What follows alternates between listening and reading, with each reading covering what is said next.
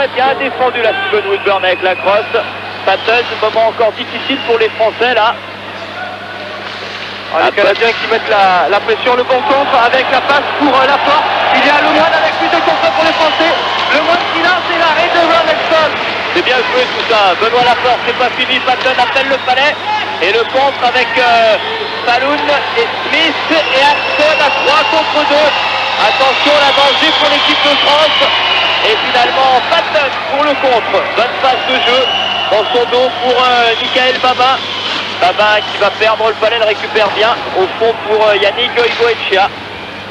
Mais finalement, c'est le capitaine Glenn Anderson qui fait le ménage. Le break, attention, un contrat avec Michel Vallière. Et quel arrêt de Vallière. Quel profil de l'attaquant canadien. Peut-être le tournant du match. Upside, il était seul face à Vallière. Vallière avait posé le premier geste, mais il a buté sur la crosse du gardien français. C'est pas fini pour les Canadiens. Avec Woolley là-bas dans le fond. Bonne deuxième période, on vous le dit. Anderson, l'auteur de la passe sur l'échappée d'Upside. Brindamour derrière le filet, Brindamour, Upside, Anderson, sans conteste la meilleure ligne canadienne de ce premier match du mondial là.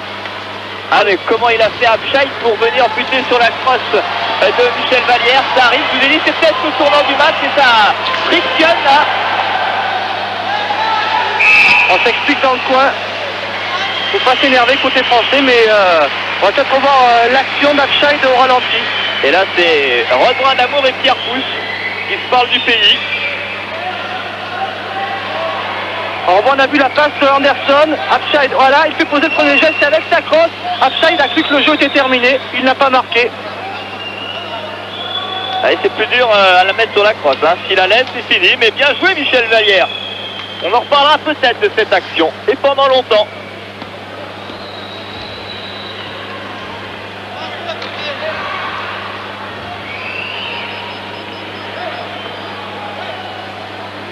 Les copains d'Antoine Richer ont frôlé la correctionnelle, car à 3-1, c'eût été difficile de revenir. À 2-1, tout est jouable, surtout quand les Français jouent bien, à l'image là de cette ligne Orsolini, Richer et Christian Pouget, qui a récupéré ce palais. Le revers, Lionel Orsolini. Il faut souligner, Thierry, l'excellent comportement d'Orsolini pour son premier match à ce niveau. Le plus jeune Chamonniard, il a 21 ans, et ben il est excellent. Le contre avec Thomas, encore un et encore arrêt de Michel Vallière, mais de toute façon, il y avait un coup de sifflet de l'arbitre qui va envoyer Ferraro en prison. Non, c'est King, Derek King qui est pénalisé pour une charge avec la crosse. Le joueur des Highlanders, alors qu'on revoit le tête-à-tête Thomas Vallière. L'arbitre avait sifflé entre temps et encore un bel arrêt de Michel Vallière qui justifie pleinement la confiance de son entraîneur Shane Larson. Moment très important pour les Français. 15-42 de jeu dans cette deuxième période. Et pour la deuxième fois du match, puisque King est en prison, les Français sont en supériorité numérique.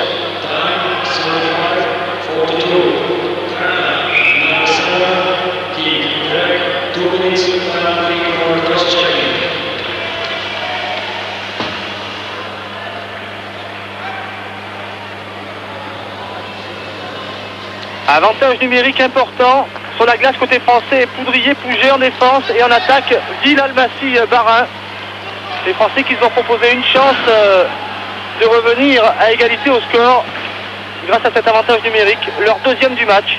Gilles, Hoffman sur la glace, Ferraro et Thomas. Poudrier qui lance, arrêt de Ron Extol. Pouget, Almassi. Les Canadiens sont fixés. La défense canadienne est fixée. Almassi toujours.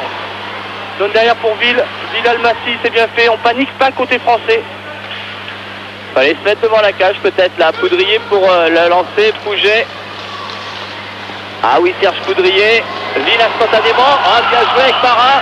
Lancer de Poudrier. Et arrêt du gardien canadien. Excellente passe au hockey sur glace. De bonnes passes. On prend un lancer face au but, on désacte la défense adverse et il y a des jours pour prendre le retour, mais Extol, le gardien de Philadelphie, n'a pas été élu meilleur gardien de la NHL en 87 pour rien. Il le prouve sur le tir que lui proposait Serge Poudrier. Pouget qui ne peut pas prendre le retour, dommage pour les tricolores. Et là quand même, sur cette action, l'ombre de Philippe Bozon qui passe, car il nous aurait été bien utile en supériorité numérique. Ah, belle image, très belle image. Encore une 11 dans cette situation. Une 11 délicate pour Ron Exhall.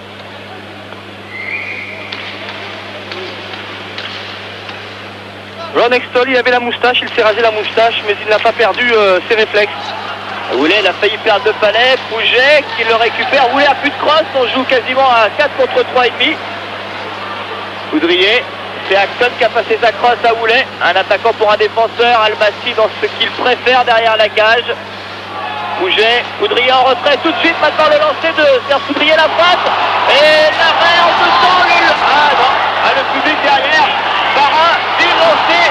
Woolley qui défend Poudrier. Oh, quelle action de jeu. Pouget pour Ville. Ville a rentré pour Poudrier. Cette fois il faut lancer. Ville devant et Pouget qui marque la déviation. Récupération Barin, les Français maîtres du palais, mais qui ne marque pas. Peut-être sur ce lancer de Poudrier. Arrêt d'Exhall en deux temps. Et un palais. Il n'y avait rien du tout. Palais devant le gardien Ron Exhall. Et superbe phase de jeu et un public chaviré par le courage des Français. Et écoutez Français, on va demander peut-être un pénalty puisqu'il avait une passe du gardien, du défenseur à la main, on voit tout ça au ralenti. C'est tout à fait vrai, regardez bien. L'arrêt de Exhall, le palais qui est libre et regardez le joueur qui ramène le palais à son gardien avec le gant. Exhall il est couché, il est à plat ventre, il ne sert plus à rien dans cette position. C'est Acton qui a ramené, on va mieux le voir, regardez le 12 là, avec le gant, il vient lui... dissimuler le palais dans les guêtres du gardien. Christophe qui boum. C'est bien, ça plaît au public, nous ça nous plaît aussi, mais enfin bon, on voudrait bien quand même que ça se finisse au fond, parce que de 1 c'est un bon résultat, mais enfin on a quand même le sentiment que les Français peuvent égaliser. Je pense qu'au niveau des lancers, il n'y a pas photo comme on dit, hein. Les Français dominent largement les Canadiens dans cette deuxième période. L'équipe de France qui en tous les cas, pendant ces deux premiers tiers-temps, confirme tout à fait son bon parcours d'Albertville. Il est simplement dommage que les instants dirigeants ne soient pas à la hauteur des joueurs. Lancé de Pouget qui était dévié, ça revient pour Ville. Ville avec Barin, Pouget. Pouget qui conserve bien le palais pour Barin. Oh Barin, et c'est bien ce qu'il fait le long de la bande. Almassi. Et pas de pénalité pour les Canadiens, on n'a pas pu en profiter. Dommage car les Français ont bien joué à 5 contre 4. Gary Huffman, le joueur de Philadelphie, relance avec son capitaine. Bradamour maintenant. Bradamour contré, Serge Poudrier part au plus pressé, pas de risque. Et la relance avec Todd Gill. Là il a la lutte avec Pat Dunn. Michel Vallière. Il laisse un retrait au Poudrier. Au Poudrier, on fait trébucher. Il n'y a rien dit. But. Peut-être une grosse erreur en tous les cas entre Vallière et Poudrier. Mais il y avait une petite faute sur Poudrier. Quel dommage pour l'équipe de France qui enquête un but stupide. On voit à Poudrier. La crosse du Canadien qui le fait trébucher. L'arbitre laisse jouer. Et but de Rod Bradamour, le numéro 17, le joueur professionnel de Philadelphie. Oui, incontestablement là, une erreur d'arbitrage qui coûte cher aux Français. Après c'est bien joué, mais au départ une erreur d'arbitrage qui coûte cher. Là regardez, c'est indiscutable. Trébuché, mais ça fait 1+1 et c'est totalement immérité pour l'équipe Canada.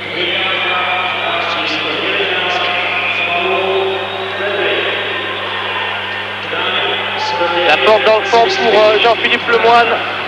Lemoine on le met en échec. Oh, devant le filet, la passe pour Michel Leblanc. Attention au compte des Canadiens. Michel Leblanc qui était monté très très haut. Woodburn avec la bande qui sort le palais et la porte. C'est dur pour l'équipe de France. L'équipe de France a beaucoup travaillé dans cette deuxième période, mais à la marque, elle est toujours à -2. Et ça, psychologiquement, ça laisse des traces chez les joueurs.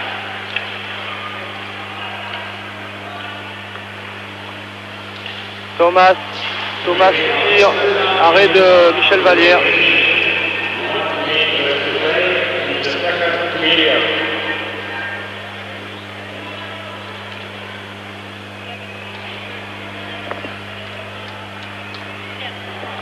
On ralentit le tir et l'arrêt de Michel Vallière sans problème pour un gardien de cette qualité.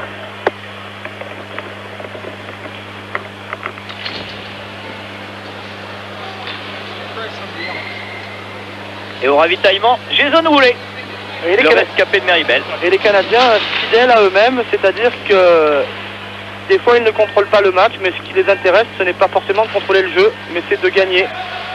En fin d'occasion. Bien aidé quand même par l'arbitre allemand, qui s'est un petit peu oublié. Déjà qu'avant il avait oublié la faute. Enfin, si on dit que ça équilibre pas vraiment quoi. Hein. Yannick Goigocha, il oublie une faute devant la cage canadienne et il n'en siffle pas devant la nôtre à l'arrivée, ça fait -2. Les dernières 30 secondes de cette deuxième période, pour l'instant à égalité, un partout, mais au score ça fait 3-2, 3-1 pardon.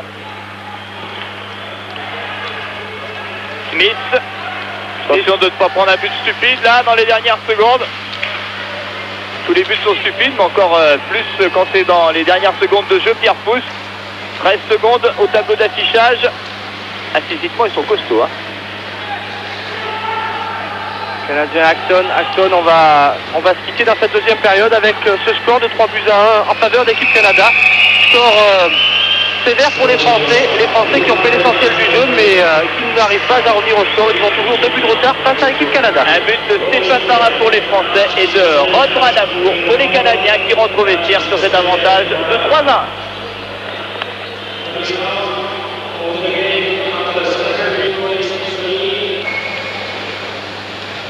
Dave King, lui, n'a pas changé. Il était à Albertville à la tête de la sélection canadienne. Il est au mondial A de Prague et de Bratislava. Les Canadiens, finalistes battus, rappelons-le, par la CEI des Jeux Olympiques 1992.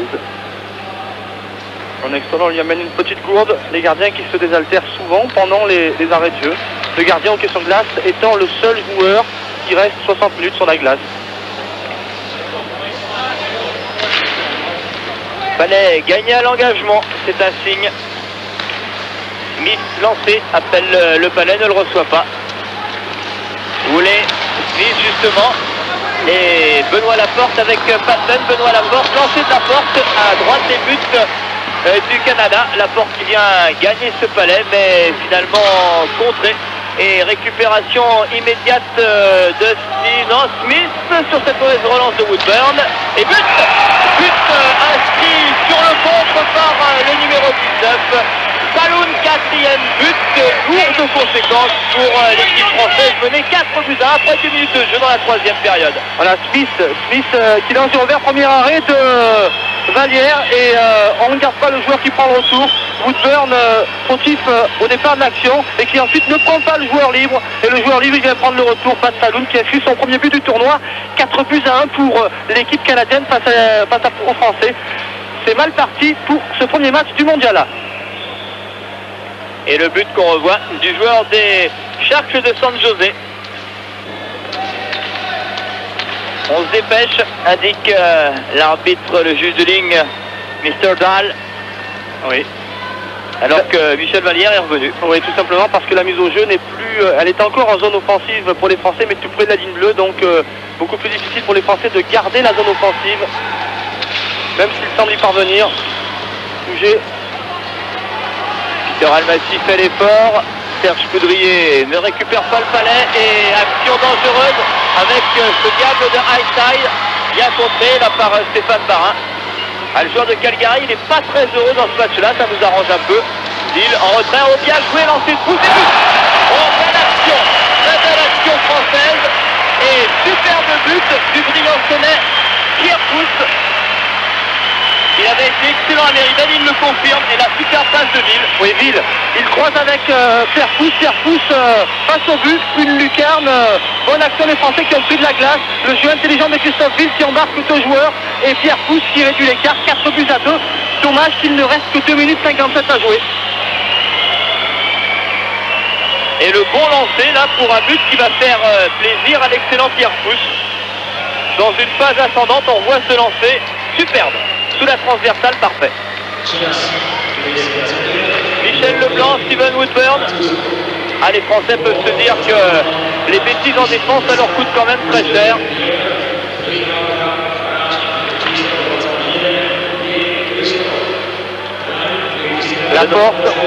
Laporte qui a voulu lancer les contrées par les défenseurs canadiens. Bradamour. Brandebourg en retrait pour Anderson. Les deux équipes sont revenues à 5 contre 5 sur la glace, bien entendu. Patten, Benoît Laporte. Benoît Laporte rentre en zone offensive, revient sur lui-même. Au fond pour personne, Jean-Philippe Lemoine était retenu par un joueur canadien. En l'occurrence, Randy Smith. Brandebourg Anderson. À cette ligne, elle est dangereuse. Hein. Anderson à la lutte avec Woodburn. Le palais dans le coin là-bas. Et un palais qui va sans doute être injouable. Et non, il ressort du côté gauche chez Michel Leblanc, profite ce petit malin. Et Christophe Ville qui a tout de suite vu, relance. Et il va essayer tout seul, là j'en suis sûr. Mais coup de sifflet. Coup de sifflet, on s'expliquait en dehors du palais. Je pense que Anderson et Dunn risquent d'aller s'asseoir sur le banc des pénalités. C'est sûr même. Le Briançonnais Patten dans la prison française. Et le capitaine de Toronto, Glenn Anderson, auteur du premier but canadien, des Canadiens qui mènent 4-2. Et Anderson qui a joué longtemps, qui a gagné plusieurs coupes Stanley, 3 si je ne m'abuse, avec les Oilers d'Edmonton, ancien coéquipier de Tikkanen, Curry, Gretzky, Paul Coffey. Une star de la Ligue nationale, Glenn Anderson. Et une star de notre ligue à nous, Patten. Patten, garçon sympathique.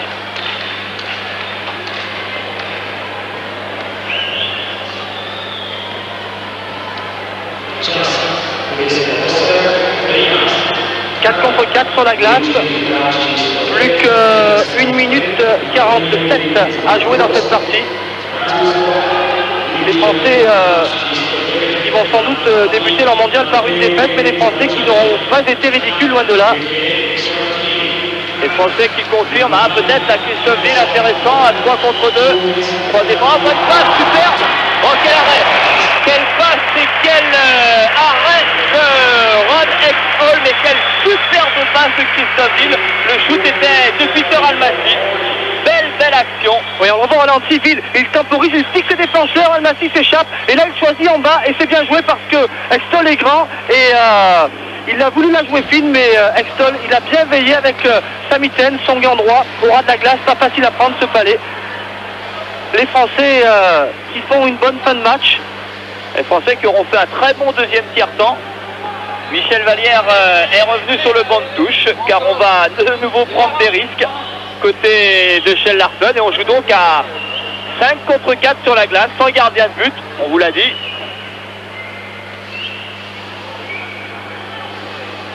Ferraro qui a perdu le jeu. Poudrier qui lance, c'est lancé contré. Pouget, les Français qui n'ont pas d'appliqué dans cette partie. Poudrier qui tire et but. C'est incroyable. À exactement 1 minute et 19 secondes de la fin de ce match d'ouverture, les Français reviennent au score grâce à ce but de Serge Poudrier. On n'avait pas réussi dans cette position aux Jeux Olympiques, et bien c'est fait. On sait qu'il a un bon lancer, il est carrément sur la ligne bleue. Superbe lancer qui trompe le gardien Ron Exhall. On le revoit là sous l'angle idéal.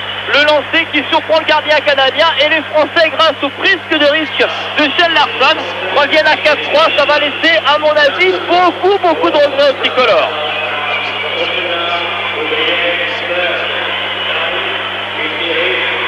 Allez, encore 1 minute et 19 secondes. 4-3, un tout petit but. Et les Français peuvent faire match nul avec les Canadiens. Ce sera difficile, bien entendu. Les Canadiens avec Thomas à la lutte avec Poudrier qui gêne Thomas, et les Français qui gagnent le palais. Les Français qui sont à 4 contre 4 avec Ville qui fait le tour du filet, qui donne à rentrer pour Pouget. Oh, Pouget, il est contré. Pouget à la lutte avec Acton. Pouget de l'autre côté pour Serge Poudrier. Oui, Almassi, là il y a un coup à jouer avec Peter Almassi. Lancé d'Almassi, arrêt de Ron Exhall. Un match nul, ça serait formidable pour les Français. Ça serait un point plus que précieux. 5 joueurs français sur la glace face à 4 Canadiens. Michel Vallière qui est sorti de son but. Les Français qui perdent du temps là-bas le long de la bande. On essaie de sortir ce palais, c'est pas facile. Almassi, les Canadiens qui le récupèrent, pas pour longtemps.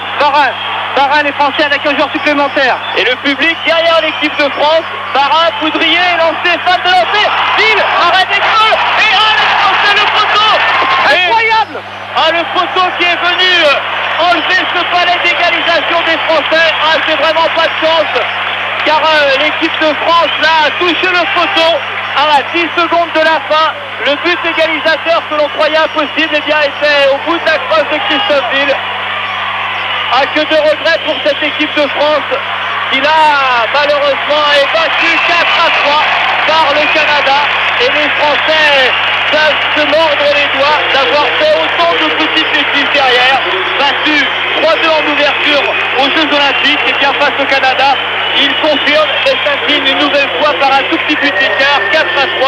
Les buteurs Glenn Anderson, Jason Moulet, Brad Amour et Pat Falloun, et côté français Barin, et le deuxième but c'était, on ne sait plus, et le troisième but c'était Poudrier. 4-3, score final pour ce match d'ouverture de l'équipe de France. Tous les matchs à suivre sur FR3, ce sera en différé. Le prochain jeudi soir, ce sera ici même à Bratislava, un certain France-Tchécoslovaquie. Bonne nuit, merci d'avoir veillé aussi tard, et à jeudi.